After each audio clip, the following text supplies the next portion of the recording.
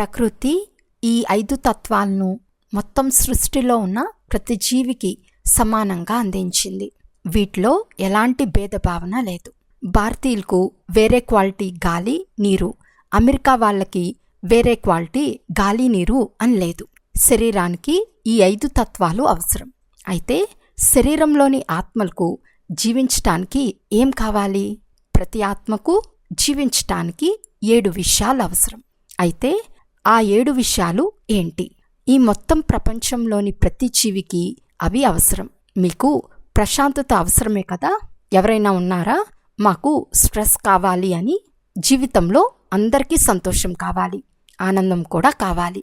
లేకపోతే నిరాశ దుఃఖం మంచిగా అనిపిస్తుందా? కాబట్టి జీవించటానికి ఆత్మకు ఈ 7 గుణాలు అవసరం.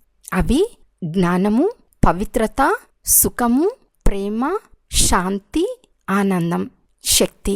ఈ 7 గుణాలు చాలా ముఖ్యమైనవి.